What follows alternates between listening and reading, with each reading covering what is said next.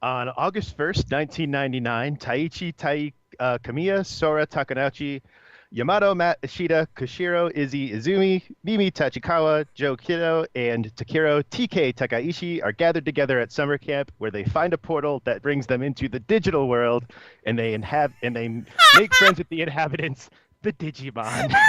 It is the 19th anniversary of the in-canon universe beginning of the Digimon adventure. Yes. Okay. So all right. All right. All right. So I'm gonna be completely honest. You started that thing, and I was like, "What the hell is he spitting out right now?" Because I was trying to speak Japanese and I don't And speak then, Japanese. and then there was the Joe Kiddo, and I was like, "Wait, what?"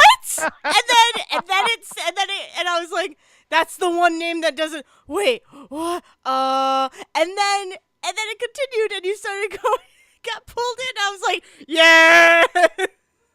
Welcome to Say Report Jr., everybody. Hello, Internet. I'm This so is happy. the this is the podcast where two friends apparently just troll each other. Two friends I mean, get what to else know is each other, friendship? get to know each other so well that we can cold open a podcast with the Digimon Wikipedia page. Dude, I'm so happy I'm one right of now. your I'm one of your host companions, Zach Sarelick. And I am Dale Decker. Hello, everybody. Oh man, I Oh don't know what man, that was going around on. There was like a GIF going around today on Twitter of just whichever one of those names I just said is the main character. Ty. Like just Ty just looking at the calendar and going, "It's August 1st." So, Yeah, yeah. Okay, so uh, I I completely forgot that today was the first day. can you believe it's Oh been my god. 19 years? I I know that's remember when crazy. Digimon started on Fox because I was well, let's see. I was in fifth grade, so like I just like it was on one day before I went to school. They're like, "Oh yeah, here's a new show," Yeah, 1999. randomly. Oh Yeah, my God. yeah. I don't want to tell you where I was in 1999. um, uh, that's so so we're both funny. we're both exhausted. I mean, We're both yeah, running on coffee yeah. and Seltzer a little water. bits of it's, oh man. Oh I've my been up god. since 4 o'clock this morning because I very stupidly offered to drive a friend to the airport, which is like that's like joke 101 for every stand up is like, oh yeah, no, driving your friends to the airport sucks. And what do? I offered to drive a friend to an airport that's 3 hours away Yeah, no. in a city I was just in 3 days prior Ooh. to go see movies. Yeah, no, that's tough. I mean, at least Oh, your tiredness is it has like validation behind it. Like I'm just tired. Like it just hit. I was at work and all of a sudden just hit me like a ton of bricks, and I was like, I'm about to fall asleep in my chair. This is not okay. And it could be because I watched 5 episodes of Brooklyn Nine-Nine yesterday, there you last go. night, but like I still was in bed at a relatively normal time. Like I don't stay up until 1 in the morning. I don't know. I don't know what happened. It was uh, weird. It just hit me. But like you deserve to be tired. so I mean, what you been up to since last week? Well, Really, as the guess is the big question we always start with. so what have I been up to? I saw Mission Impossible Fallout. So, MI so did I? That was six. that was my possible other cold opening, by the way, was to just start going bum bum Bum bum bum bum bum bum bum bum bum bum bum bum bum bum. bum. Equally as amazing. I want you to know that like the Digimon cold open and the Mission Impossible cold open, those would have been dead like equal to each other of happiness from me. Cause goddamn, do I love the Mission Impossible Weirdly, movies? I have only seen it. I have seen one, two, four, and six. You've For some never reason, seen three? for some reason, I never saw three. No reason. Just like I think it was just because I don't know. I think it came out at a time.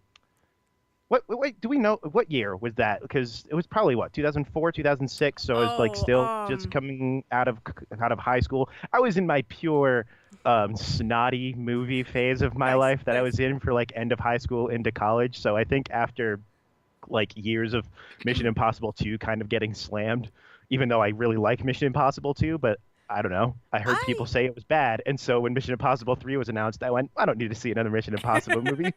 And then 3 was so loved, and then I found out that 4 was being directed by the guy that brought you The Iron Giant and The Incredibles, Yep. Brad Bird, that I went, well, I'm gonna see this movie. So, Yeah, no, I freaking love it. I can't. I want to talk about Mission Impossible because you saw it too, right? yes, So I'm yes. excited to talk about that. But the other stuff I did was basically I played Paladins because Paladins was released on the Switch, It was, and and I've only mildly dipped into the training, so you tell oh, me about Paladins and oh, Paladins on it's the great. Switch. It's so much. It's so different than the PS4 version. I mean, I haven't played the PS4 version in a really long time, but yeah, it's like it's way different, and I find myself only playing in death matches now. Like I don't like the payload or the King of the Hill modes at all. Um, and it's Is like that just different. because of bad team coordination? Like Yeah, I deathmatch is just don't know. so It was much just more. Yeah. honestly, I wasn't good at them, so I just moved on to the thing that I Well, there you was good go. at. No, no. But no, it was just felt different. Um, and it like wasn't. I think the maps might be different too, or I'm just not. I just don't remember them as well as I did. But it was also like the other weird thing is I talked about Pip and I talked about how obsessed I was with Pip one other time, and he's not a free character on the Switch version, and I'm So so upset. I But did apps. I should have, but I did not do any research whatsoever into this. When you got it for PS4 originally, did you pay for it or was it free to play? no, it was free to play. Free to play. So Okay. free. It's like a pay as you go kind of thing. Like if you want to Right. spend money, you can. But it was like that freemium kind of thing. It was Right. also apparently in beta, but I Or never. like early access or Yeah, or something like something that, like where it was that. like, yeah. So I wonder how So much of that, like, I wonder if like I went on to PS4 and loaded up Paladins right now, like as a brand new fresh player there, how much closer it would look to the Switch version than the version that you started with. I imagine probably pretty close because, like I said, I Yeah. haven't touched the new like updated version on the PS4. I was still playing in the beta, and then like I just stopped playing when summer came around. Uh, but yeah, it's weird that, and like I kind of want you to start it on PS4 so I can see, Right. because to me, like if I just start it, if it's the same characters, Yeah, I would then imagine that at the very least they would allow you to keep the stuff, whatever you yeah. had unlocked from the beta. Yeah, I mean the So, beta, like I said, it opened up with like 6 characters you were able to play as, and then if you bought the like champions pack for $30, you got everybody. right. And when And when yeah, Paladins first showed up on the Switch eShop, the Champions Pack was all you could get. It was actually yep, the Champions Pack at first while they tested their servers there, and exactly. then the free to play launch. Yep. So, Yeah, and yeah. it's really cool though because now they've added new characters, and some of the character, like there's one guy who I don't think ever was a character when I was playing it on PS4. He like uses stars kind of in a way. Like he uses, I don't know, like astronomical words, like astronomy powers in a way. Hmm. And I could be crazy, but that's what it looks like and what it sounds like from the descriptions of his moves. But it's like super cool. He like so cool, so cool. But yeah, Pip. I was very sad when I could not play as Pip, and I think I sent you a picture of me being You like, did. You were no. very sad. But every day there's a daily reward if you log in, and you can get money, and I can buy Pip now if I want Yeah, to I mean, it was very clear with when I with when you loaded it in-game up. currency. Yeah.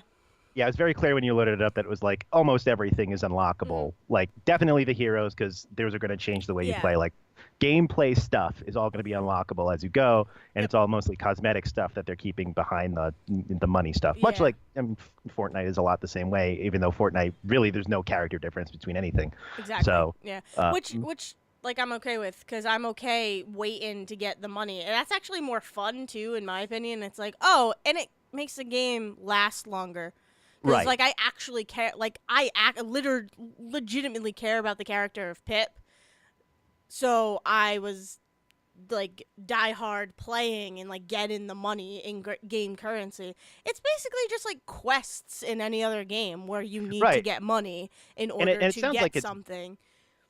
balanced well. I think Yeah. the Oh kind of yeah. the other spectrum to this is when Battlefront 2 came out a couple of years ago now, and like the number of heroes and unlocks were locked behind so much money that you had to play like between 40 and 80 hours Yeah. for some of the things just to unlock one thing, as opposed to something like this where it's like you're getting, like you said, they're handing you stuff every day Mm. just for logging Hmm. in. So like they've pulled that model much better. They pulled that off in a much better way, And I think. there's like there are two different types of currency. There's coins and then there's like diamonds or something.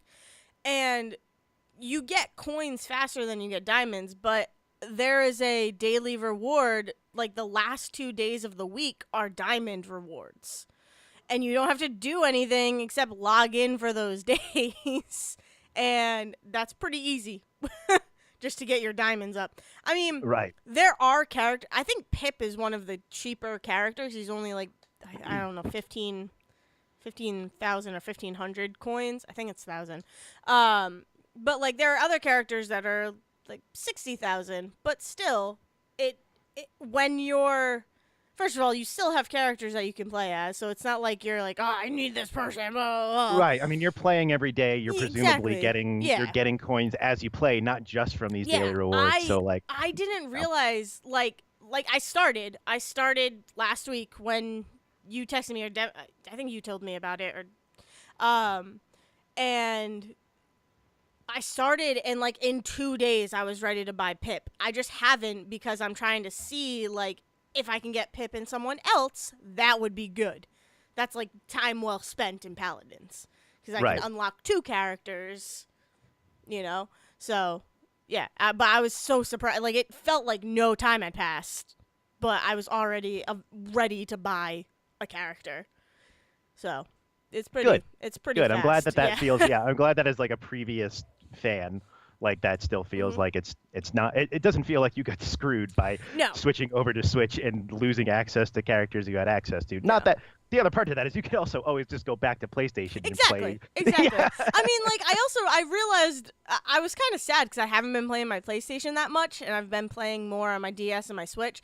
But someone at work actually kind of helped me realize this. But it's like it's because it's summer, and like summertime is the time for portable games, Yeah. whereas This is the. winter is the console time. It's also just like, yeah, because all of the major console releases for like PS4 and Xbox and stuff are coming out at the holidays and Exactly. early and end of year stuff. Summer is the time for the backlog of Mhm. things. If you've got that, it's also for like small indie stuff that's coming out, which I'm waiting for. There's one game coming out soon. I think it's this month called Donut County, from you know Annapurna from film, right? The Annapurna Pictures, I think it is. They did I want to say Oh. they did like Zero Dark 30 Oh. Okay. and a bunch of other like big like indie art house stuff. So last year they got into video games like Oh. out of nowhere. They showed up at like E3 one year with a booth and were like, "Yep, we're into games now." And the first game they did when they came out the gate is a game called What Remains of Edith Finch. It is, Oh. yeah, I wanted yeah, to so play that so that is a bad. beautiful, beautiful game. I'm not going to go much into it because it's a narrative game, so I don't want to spoil anything. But you are a young woman that comes to her childhood home, and the way the house is structured is this very like Harry Potter, Dr. Seuss ass way the house has been built, where they just keep building onto it as kids are born, and then also as people die, they board the rooms up. So they have to keep adding to the house because there's no one reusing rooms. Mm. And so you're basically exploring the house and seeing like your family history and stuff. Beautiful game. So one of the other games that they announced the last year or 2 years ago is called Donut County, where you play as a hole in the ground. Oh. And you're going, what you do is you just scoot Oh. around this adorable little world with like raccoons and Yep. you're like there's raccoons and badgers and all these other woodland creatures, and you just go around and you swallow up anything that you're big enough to swallow up, and you get bigger as you do that. And it goes into like where are these things going as you swallow them, because it includes people. So like where what is going on with these And people that are now stuck in the hole. doesn't the hole get bigger and bigger and bigger And it's yeah, it's as it essentially as it just goes? growing. Yeah. Is it? I think a friend of mine was showing me like Game Grumps or someone was playing that. I don't know. I don't watch those guys, It's been but yeah, they were it's been playing something about with like a ball, and it's like a limp ball. It's like the same concept. Uh, they might have also been playing Katamari, which used to be a big Oh, game on like PlayStation I and think stuff it like was that, where it that. was yeah, where that Katamari was you roll things around, and as you kind of collect things, those get bigger and bigger and Yes. bigger, Okay. and you're just trying to get the ball to a certain size in the time limit. So this is like kind of spiritual successor to that, but on a much smaller scale, like Yeah. in wise. Is it a But mobile game? I'm not sure what it's coming out on. I know it's coming out on like PS4 and PC and stuff. I Okay. would imagine it seems small enough that it would come out for like iPad at least. I doubt Yeah. like on a phone it's gonna work very well, but I mean Yeah. on a No. tablet I I think it would. I only But ask because I've like seen the ads on like Instagram and stuff where yeah, it's like a because little pig face going around eating them. Yeah. yeah, so they've been because they've been pushing it the last like 2 years, Mm, as I think it was announced like 2 years ago. In the last like year or so, they've been really ramping up, and sometime this month that comes out. So awesome. yeah. Whoa, sorry, it's storming outside. Oh. We just had a Oh. major. We're in monsoon season here in the Oh desert, no. so every afternoon it pours like crazy. Crazy. We just had giant hail storm earlier today. Oh So, God. Wow. ooh, yeah, Well, that's exciting. fun. But anyway, Anyway, yeah. I mean, that's pretty much been my week. And then I played a little bit with the new characters in Kirby. That's really it.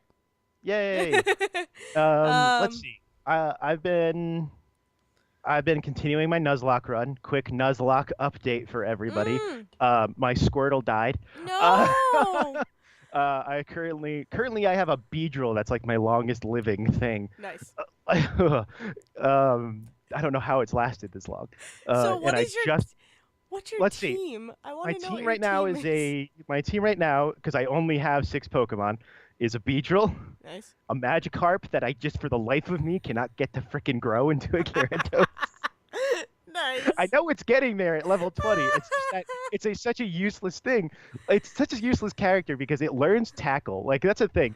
Like for those of you who've never played a Pokemon game, literally every Pokemon game has this. There's a Pokemon called Magikarp, and when you get it, it is always at level 5 out of 100, and it can only splash around. And splash does literally nothing. Yep.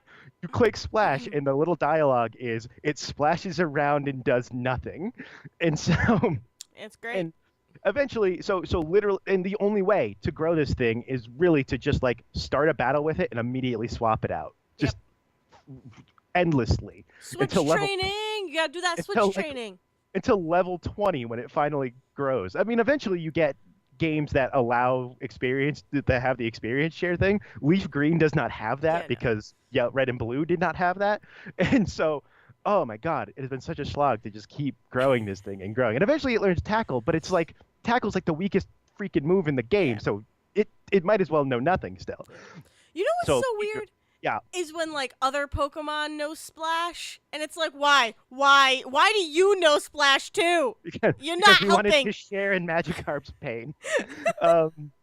So Beedrill, Magikarp, Fearow, Fearow. So the Spearow Okay. grow, the Yep. Spearow evolution, The Spearow grow.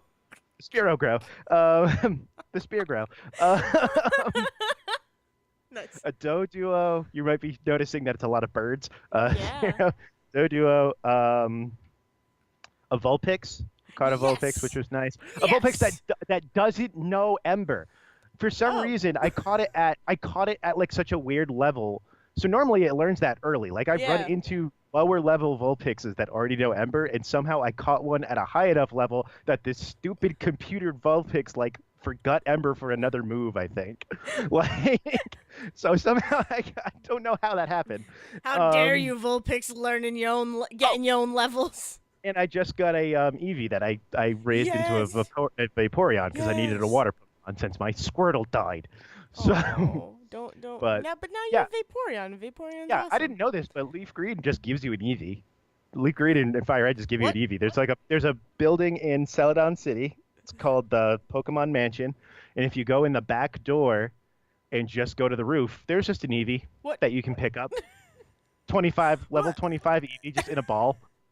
Oh, There's a guy in okay. the room. There's a guy in the room where if you talk to him, he's like, "Oh, I left notes on the board of all the 50 TMs. Has nothing to do with this Eevee that's sitting in the freaking Pokeball. Just walk up to it and grab it. And it's just like it's an item in the world. That's And it's just amazing. like, "Hey, you've collected an Eevee. Do you want to nickname it?" Sure. So, Yes. Did I just so steal this from someone? I guess I don't know. So I That's took it so and then weird. I I raised never it knew to a that. Vaporeon, and there it is. That's awesome. So that's yeah. So there's my six Pokemon. I lost two of them to you. Thank you very much. Hey, I lost hey, you I know. lost a I lost a Pidgeot, and I think it was my Squirtle to you. So You know how I do. You know how I do. because I think I had no other because I think I had no other choice because everything else was too low a level. I wasn't expecting to run into you. So so all of my other Pokemon were too low a level, and I had to stick my Bulbasaur out, and your Ivysaur killed me. Oh, Fine. oh, oh. Uh, Wait, how did you get a Bulbasaur? no, Oh. it's my Squirtle and your Bulbasaur Oh, okay. because those this is one of the because it's one of those games where like the rival always picks the one Yes. that's Yeah. technically stronger Yeah. against you. Well, Oh I thought you said Bulbasaur and then my Ivysaur came out and I was like, no, "Wait, no, it's my what?" Squirtle versus your Okay, Ivysaur. that makes Ugh. sense. That Yeah. Oh, you only So had a Squirtle against Ivysaur? Psh, oh, I mean, it was psh. a war turtle. We're Thank you going very much. where Oh, But it well was then but don't the be problem calling was it that Squirtle. oh my god, it was actually called what did I call him? I think I just called him Water Boy. I think I just called, Awesome. I was gonna say water jet, so water boys, but uh, I was gonna say something else, but we're gonna move so on. so yeah, so I'm still kind of in that weird mid spot to that game where like technically I have a gym and I could probably actually get through it because with two birds and that Beedrill, I could probably get right through the Celadon gym because it's all grass type Pokemon. No one knows what I'm Yeah. talking about anymore if they've never played Pokemon. I just realized none of this makes sense. No. But I could probably get right through it because it's a grass type gym. Yeah. But I'm trying to level everybody up and they all keep dying on me when I do that. So, but that's also the first major like Team Rocket attack thing Yeah. where it's like you go underneath the casino and there's like 6 or 7 of them and it's the first time you face Giovanni and all that. But I can't go catch a ghost back in the freaking Pokemon graveyard until I get the scope from him. So, I'm in this like weird spot where I'm not really getting anything done and I'm just watching my Pokemon either fight really boring battles or die. So, You gotta get potions, man. You gotta oh get your man, potions up. yeah, but I can't use them during battle. Wait, what? Oh, you know what? That's one of the rules that like came later in Nuzlocke Oh. stuff is that you don't use items during battle. You only use them afterwards. Oh, So like, especially with that's the introduction of like berries, ridiculous. with the introduction of berries and held items, because you get like after Generation 3, you can start letting them hold stuff. You just let Yeah. them hold berries and they'll heal themselves. Theoretically, I forget to do that. Also because they like added berries to Leaf Green, but only as like random pickup things. They didn't add the bushes. Yeah, That you can't just yeah, grab them. right. So that's the other reason they keep dying is because I don't use potions and stuff during battle. I decided to do this on hard mode apparently. Yeah, no, When- no. You gotta use potions. uh, Even like people who on YouTube's and yeah, the Twitches, yeah, especially when they're playing. they're using them. Right, because again, Nuzlocke has technically 2 rules, but then like later on, people have just been adding to them Yeah, to exactly. just make them a little more exciting now that Nuzlocke's been out for a Yeah. while, and so I just like immediately have those other rules in my head by default. So By the way, if you want to know the rules, we explained them last episode or the episode before. I think it was last week I think because yeah. yeah. So Um, that's been most of my time. I also so now that I'm spending 3 hours to drive to the movies, I refuse to see just one movie anymore. Smart. I also, although not like I was paying for Movie Pass because I don't think Draft House participates in that anyway. Well, it's okay that you're not paying for movie Because pass it because slowly it's died. we have some problems with movie pass. Oh, I heard. In Yes, this family. Oh, Yes, actually, go back not only to this week's episode of Say Report where Devin goes into the current troubles. I don't know. Many episodes back, Devin like talked about what movie Yeah. Path was when it started, Yeah. and now he's here at the end. So there's Yep. some nice little bookends there. Yeah.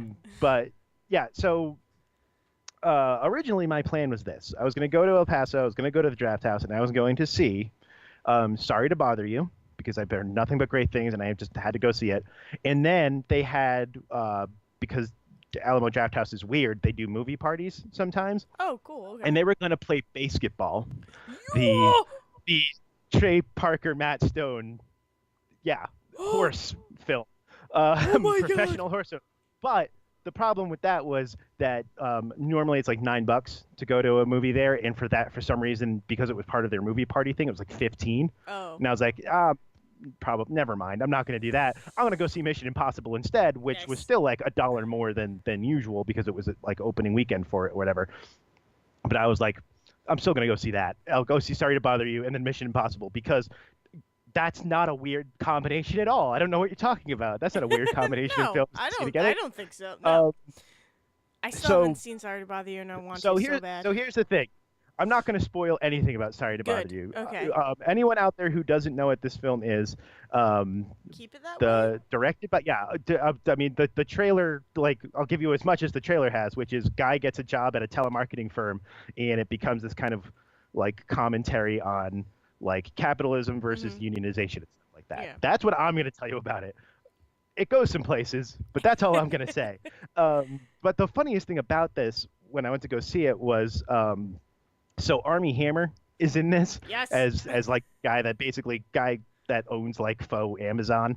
They're like Amazon stand-in for the film. Yeah. And then I go and see Mission Impossible, and Henry Cavill's in that. So I got to see the men from Uncle in two very Yes! different movies.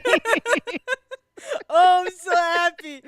So Um, it is a good combination. It made ended up being a sense. good combination in the end. It's just very weird to go from like indie movie that's like super low budget, like just like low budget indie movie thing, to just giant corporate Tom Cruise produced action film. Yeah, but it's true. I mean, it's crazy, but it still worked. I'm happy But it still and worked so out. the best thing was, is that like this also just in real space also manifested itself, because Sorry to Bother You played in the smallest theater I think they have, which Oh, is like nice. 3 rows. Like there couldn't have been more than 40 people that fit in this theater to watch this, which was like the perfect crowd to watch that. And then to go to the Mission Impossible theater, which was like, their giant theater for the night. That's awesome. So yeah, definitely if it's playing near you, however it comes out on digital or DVD, however, definitely see Sorry to Bother You. It's weird and uncomfortable and a little weirdly paced, but in that like indie way where like they do stuff that you always let indie movies get away with, that Yeah. larger movies you'll never let get away with. So I think Makes it's definitely sense. worth it. So Awesome. Mission Impossible. Oh, Helicopter duel. There was a helicopter Helicopter duel. duel. I know. Also, spoilers for Mission Impossible. Yeah, everybody. yeah. Everybody, there's gonna be some spoilers. I freaking love all of the Mission Impossible movies. As I said before, but they're just so fun. Like I remember, what was it? Ghost Protocol. Yeah, because it went Ghost Protocol, Rogue Nation, right? Right. Okay, so when Ghost Protocol called, no, when one of those two came out, I don't remember which one. It was like a mission that I needed to watch all the other Mission Impossibles. So like it was a time where Devin was like, any way you can, you need to watch these. I was like, yes, okay, agreed. And we watched some of them together, but like there were ones that I just remember sitting like in front of my TV just being like, "Oh my god. I am so into this." And I think it's funny cuz I remember really enjoying the second movie, but I don't remember what happens in the second movie. That's like the curse of Mission Impossible's entire existence. Yeah. Because they are as a franchise.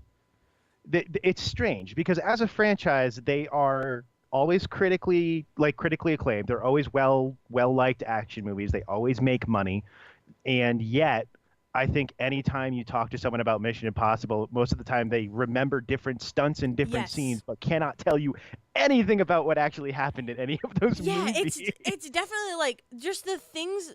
It's kind of cool in a way though too that the world really does blend together, which And like it's with it's never this like kind of detrimental. yeah It's never no detrimental to no seeing the next one. no Like because here's the other thing. I didn't realize this, so I went to go see Fallout. I never saw Rogue Nation. I oh had no okay idea that it was a direct sequel to Rogue Nation because they have never done that before. There's always no been stuff that carried over. Like I saw Ghost Protocol without seeing Mission Impossible 3, and the only real indication of what happened from Mission Impossible 3 is that there's a final scene or something in Ghost Protocol where he's like keeping an eye on Michelle Monaghan to make sure she's safe. That's it. You don't get any other thing about what happened in Mission Impossible 3. You don't need to know what happened. Like, you don't need to know anything. All you need to know is that he's got someone in his past that he cannot contact anymore.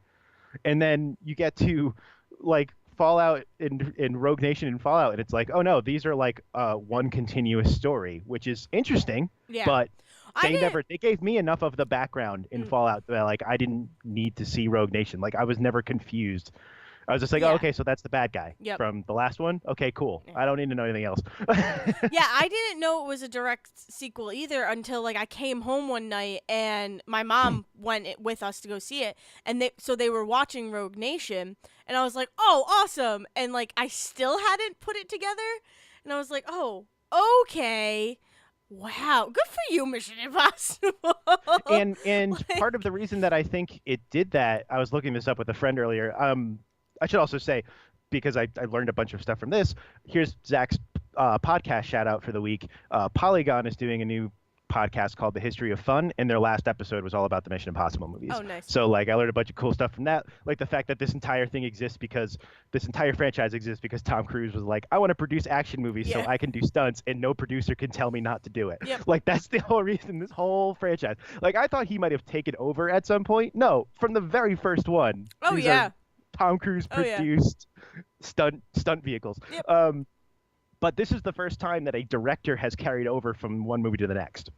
Yeah. So this is the only time that someone has directly directed and written two movies in a row in the series, which is I think is a big reason why they are connected. Because like famously, Tom Cruise is a pain in the ass to work with when he does these things because he usually comes in and looks at a script and goes, "There isn't enough death-defying stunts for me to do in this. Change it up." Oh yeah, it's ridiculous. I don't know. It seems like So- he has so much fun with them though too. Yeah, but like, at the same time, oh. like I think like he's getting the same actors back every time. Yeah. It's the directors that don't ever seem to want to come back, Yeah. but every actor loves playing in these things. Exactly. Well, it's like I was watching interviews, it's like Simon Pegg will like tell these stories from the set. And it's like stories that are so unbelievable because it's like you see Tom Cruise and you don't imagine Tom Cruise pulling pranks on Simon Pegg. Like you don't like how you can't think of that. That's not a thing that happens. That's but very that much happens. that's like a George Clooney thing. Like we know that George Clooney's a big prankster on set. Like Yeah. I think that's like one of the stories about him. Tom Cruise, I actually don't think about Tom Cruise outside of his movies, really. No, like- So like I have no idea how he would be on set. Exactly. But yeah, he would turn up the seat warmers on Simon Pegg's seat. What a dad level prank. Like it's that's like- not even like it's and nothing then- offensive, it's nothing painful, No, it's just it's just like- oh my seat's a little warm. Ooh. Yes. And he would always play it off like, yeah, you gotta watch the interview because like Simon Pegg's telling it, and it's just like, this is not true. This can't. And then Simon Pegg got back at him and just like turned it up way too high, and Tom Cruise was just like, is my seat warm?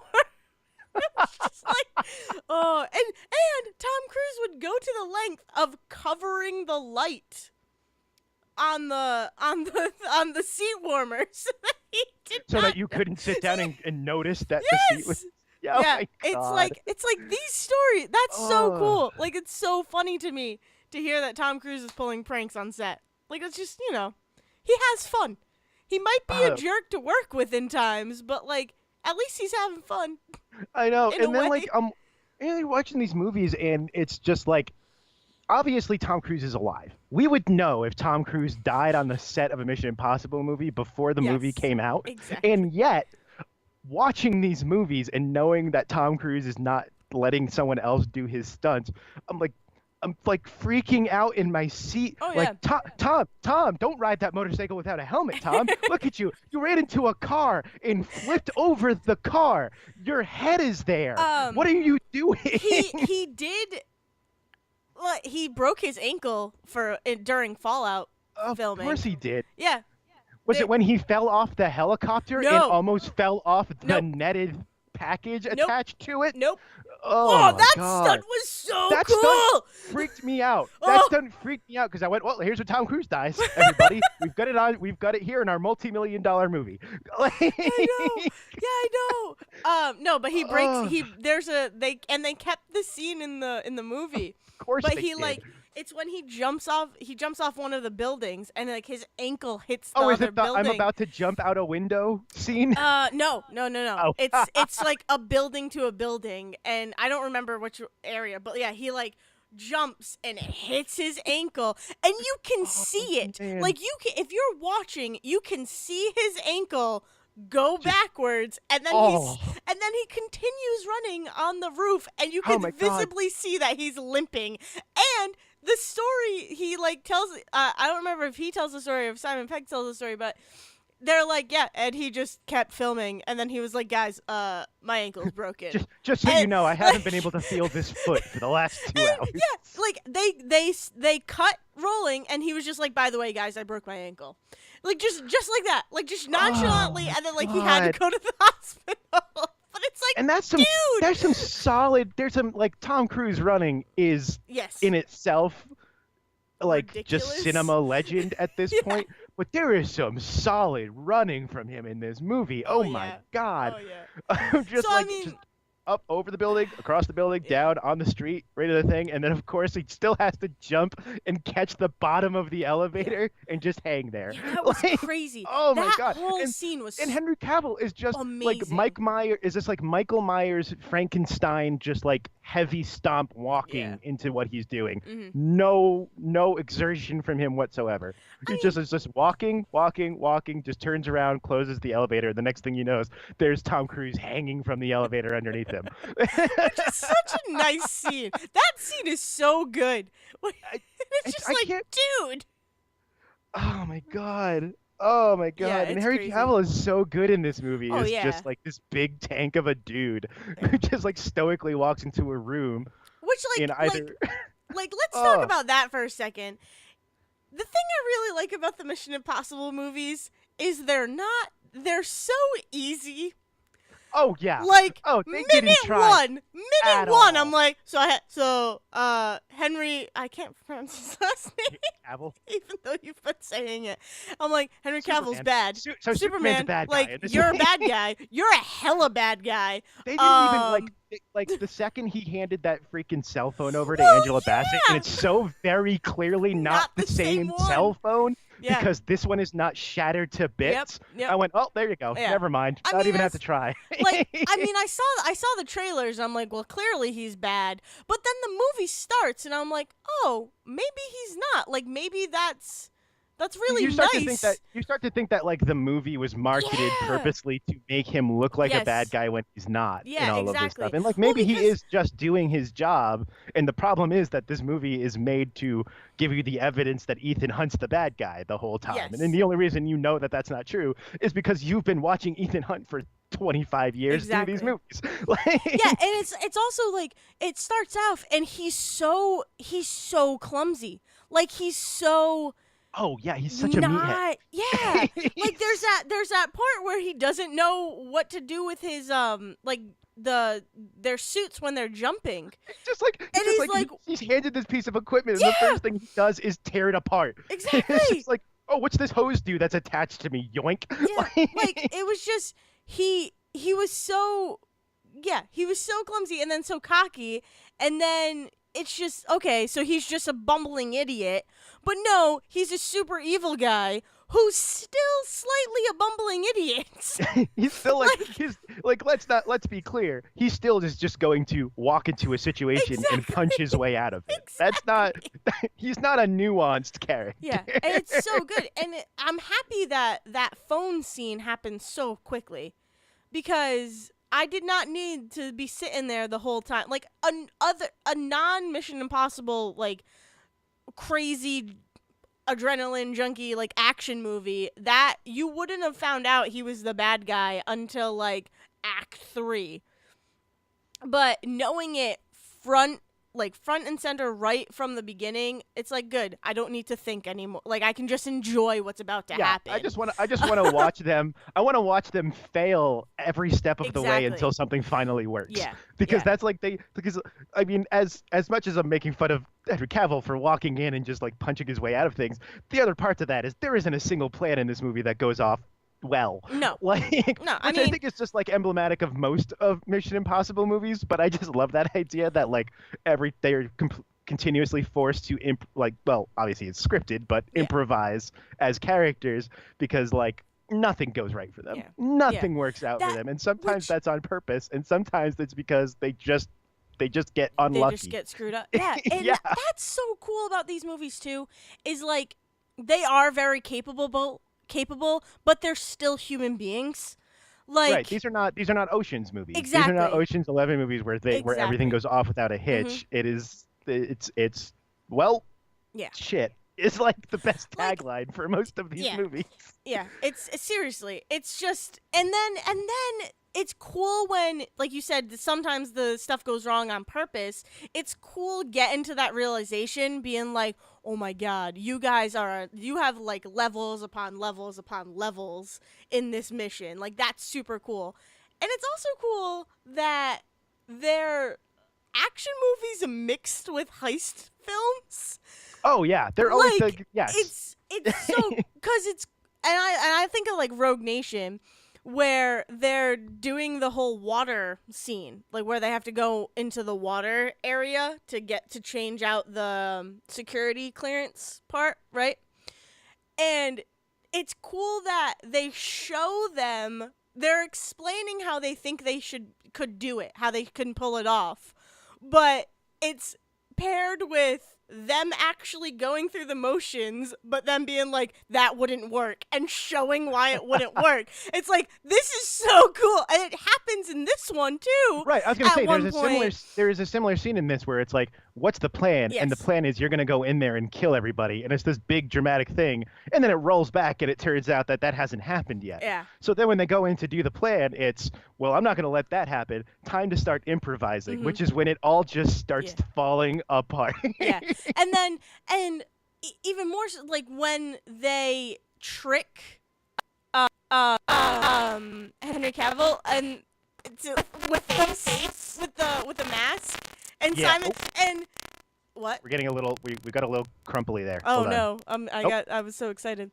It's okay. You're good. Okay, good. Anyway, Sweet. yes. Anyways, so when first of all, Benji finally got to wear a mask, which made me very happy. He got to do it like twice in this movie, which was great. Yes, because he gets to be Wolf Blitzer of all Yes! people, and then he gets to be the bad guy, and he's just like, I love that, where it's because it played on that idea that they broadcast so early Yeah. that Henry Cavill is the bad guy. Yeah. That they were like, okay, so now we're gonna leave him with the other bad guy, and the whole audience is going, wait, but we already know he's the bad. Yeah. What are you gonna do? Yeah. And then it's like, oh, because we swapped people without him noticing. Yes, that is the perfect way to do that So scene good. when your So audience good. already knows who the bad guy is going to turn out Yeah. to be. Like, Oh yeah, it's just, and the thing, these movies just want to be fun, and I feel like there are people out there who are just like, oh, Tom Cruise, oh, Mission Impossible, oh, they're so stupid. But yeah, they are stupid. That's kind of the point. Like, they're just supposed to be fun. right, like we talked about, I don't even know if it was last week or 2 weeks ago, where it was like I have trouble shutting my brain off to just enjoy a movie. I didn't have to do any thinking in this movie, Exactly. and it was so great Exactly. to just like sit back and just watch it happen.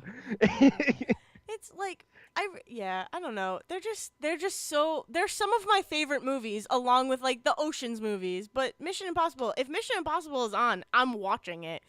I don't care what's happening. Mission Impossible will be on. It's just one of those movies. Oh man. And Ah, yeah, it's yeah. I also like that it feels like a comic book in a sense because they're dealing with things that are real, like nuclear power and like nuclear bombs and all of that. Like that's real, but it happens in such a supernatural super like superhero world situation where it's like yeah, or even I think it's in the third one where they have the virus and they're like we're going to release this virus and kill off half the population because of overpopulation or something like that, and money because we can make money off of the cure. of course. And it's like that is such a superhero like that is It's such like a so over the top of this yes, idea. Like, yes. yeah, It's because like the bad guys are just like, oh, we're gonna set off bombs in just the right places that it's going to. It's Watchmen.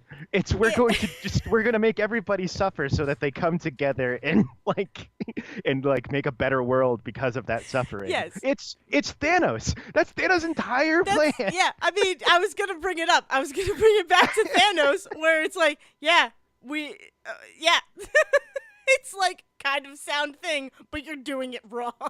This is wrong.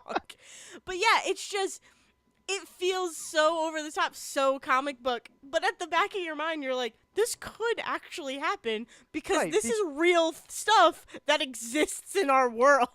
And I think a big part of that is that they don't do a lot of CGI stunts. Like it Yeah. is also practically done that it's just like what they're fighting over is not is this big kind of comic booky over the top thing, but everything is happening in these like small practical spaces and like tight spaces. So much of this movie is like underground Yeah. in like it's them That's yelling at cool each other too. underground or even the helicopter duel, which is like the biggest stunt in the whole thing. It's all tight shots of them in the helicopters. So like there's only a couple of big shots where you see these two helicopters going around each other. Otherwise it is just like a tight shot of him trying to figure like quote unquote figure out how to fly this helicopter because Tom Cruise is a Which freaking like pilot. But I Ethan also Hunt, love the you've never flown a helicopter? yeah. It's like, oh, What? okay, so I kind of know what this does, and I kind of know what this does, and I know if that's blinking, it's bad. Let's go. And then he goes and tries to drop the payload on him and misses. And Oh, it's I like, know. yes, That oh, perfect. And then oh. Henry Cavill gets this giant gun and just starts shooting it at him. So good. When that it was great because I feel like those movies are designed for like the audience member to get the same idea that Ethan Hunt gets at the same moment. Because like I mean, that's generally how movies are set up. But it feels more so with Mission Impossible. It feels very organic in Like, this, where it's just yes, like, oh, yeah, no, you should do but this. And the it's next thing but it's like he's doing is, oh, how do I exactly drop the payload? How do I drop the payload? exactly. Yeah, like as soon as I saw that, I was like, you need to drop that on them. You need to do that now, Ethan. You need to And the do best that thing now. is, like, you look at that and your mind goes like 1,000 different places. Because Yep. in my head, it was, oh, he's not going to drop it on him. He's just going to like wrecking ball Ram the them. thing into this other helicopter. Nope, he's going to try and drop it on Yeah. him. Yeah. As soon as I saw it, I was like, he needs to drop that on them. Then he'll win.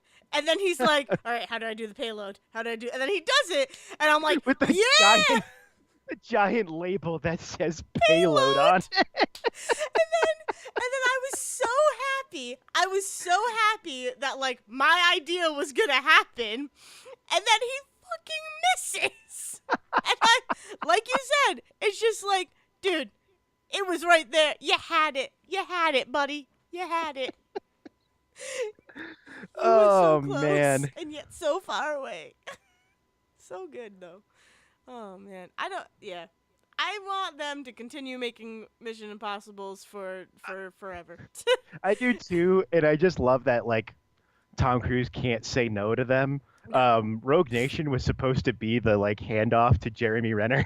Yeah. That like Tom Cruise was like getting too old for this, and so and then just like the Bourne movies, someone went, Jeremy Renner, why?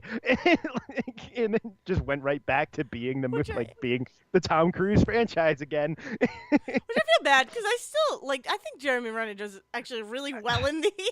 I think Jeremy So Renner is does fine. I think what it is that I don't think Jeremy Renner has, the and I don't Ethan mean Hunt this to be, attitude. yeah, I don't mean this to be rude, but I don't think Jeremy Renner is a charming dude. I think he's a nice dude. I think he's a perfectly fine dude. I just don't think that he's got that like classical movie star charm that like Tom Cruise has, or Matt Damon even in the Bourne movies. Like I get what I you're think that saying. there's like I think that there's like a there's just a thing that they bring to it that's like Tom Cruise can make jokes through the whole thing. I don't see Jeremy Renner making jokes and smiling. I see him making jokes in a much more deadpan way, Yeah. which I think works if you put him in like a comedy and you make him like the deadpan intense dude that says funny stuff but says it with like a glare in his eye. Mm. But I don't see him coming in and like being super smug and like smiling to the camera and like winking at the audience and Yeah. making it No. the way that Tom Cruise does. No. I mean, have you seen Kill the Messenger with I Jeremy have Renner? no, I am not. Is All right. Yeah. So that one, that the Gary Webb I film? I believe so. Yes. Okay, yeah. So I don't. I remember loving that movie, but I don't remember exactly everything that happens in it. But he's a journalist who is like exposing that like how dirty It's things are. Iran Contra, I think, is Yes. the Yeah. deal that he's exposing. Yeah. So it is that. Okay. So but he is so good in that movie. Right. No, And I think he he's a good smug. leading. No, but and he does that kind of. He's smug in a way, and but he's being so serious the whole time because he's like, I need to get this done, and his jokes are more like, I don't know. It's kind of what you're describing from what I remember, and so I totally get what you're saying, and it works in that kind of movie. Because it is like a serious situation and you're gonna try and diffuse the situation with jokes, but you can't be you can't be like Right. winking And and also, like, charismatic. You I have to also don't say the think you joke should, and move on. right. I also don't So think you like. I think you put him in with Simon Pegg and Tom Cruise and Ving Rhames and all of these people. yeah, Like, yeah, I don't think it works when he's in a crowd of that many people. I think if he's the only one on screen, I think if he's the only one doing it, it probably also helps. yeah. It's No, I like get what you're if saying. he's the biggest name in the room, it Yeah, probably helps. yeah. I mean, yeah. And can we talk about friggin' Alec Baldwin dying? Oh my That God. was so Let's that was choose so Alec heart Baldwin and then wrenching. just kill him. Heart wrenching too. That scene, like, oh, They get real good emotion in oh these yeah, for again for what are ostensibly dumb action movies. They get real good with the emotion in this movie, like Alec Baldwin dying and all of the stuff with Michelle Monaghan when she's sitting there with Ving Rhames trying to like defuse the yeah. nuke, and it's just like and like they stop and she just looks at him and is like, "How is he How? doing?" Yeah, Like we have 20 minutes to live because there's nothing else we can do until he gets the trigger for the bomb. So exactly. let's stop and just talk about our like how has he been? Mm. Because this is weighing on him after 25 years, which of course it is. Yeah, yeah. Like they clearly are like this weird kind of misfit family that generally, like genuinely care about each other. Like it's always those moments where Ethan like will look at Benji and be like, I'm never gonna let anything happen to you. And it's like that, like you don't, it's nice to see like these spy people actually showing emotions because they're still humans. Right. Like, They're not the sociopath that James Bond kind of is and yes. has to be in his movies. They're not doing anything to they're not using emotion against people almost ever. It's emotion is strengthening us as a team in order Yeah, for us to go, put on goofy rubber masks and exactly. fight in helicopters. Yeah. So But there's that line where I think Alec Baldwin says it. It's like the reason why I want you and stick with you is because you care about the one life. It's because you care about the one life and you'll fight to protect everybody, but you'll you will protect. You'll choose to help your friend, Exactly. even if it seems like it will be at the expense of a bunch of other people, Yeah. because you care about your friend. Yeah. And that shows that you care. Like, Right. you have enough heart in you to do anything that it will take to save the day. And yeah, it does it really well in that sense. Yeah. Yeah. Well, I mean, I think that's a good note to end on. Yeah, Everybody, I mean, love your friends. love your friends, and And you'll end up saving the world from nuclear bombs. nuclear bombs and viruses and other ridiculous things. And Philip Seymour Hoffman's. Yes. Oh, Philip Seymour I know. Hoffman. Why, man? Why? You got bringing that up. Anyways. This has been Say Report Jr. You can find us on YouTube if you search Say Report Jr. I think up to episode 15 is up now, and I think 16 just finished rendering for me, so that should go up soon. You can find us on Twitter, also at Say Report Jr. You can find us individually. I am at Zerwisky. And I am at Dale's Brain. I almost thought you were going to say Dale Decker. I was like, that's not your handle. Oh, my God. I was gonna spell it out, but nah, I'm not gonna do that. I think it's in the bio for the the actual Say Report Jr. Twitter handle. Exactly. So you go there and you can find us. With that being said, we're all gonna go get ice cream. Yeah, we are. Sign off. I literally am. Oh, nice. I have ice cream sandwiches in my freezer. Cool. Then I think with that we will throw it off to Liz. Bye. Bye. Thank you for listening to The Say Report with your hosts Dale Decker and Zach Serowick. Please follow the guys on Twitter and Facebook by searching for The Say Report, and you can always subscribe on your podcast channel so this is delivered straight to you and you can enjoy it every week. With apologies to your mother, we'll see you next time.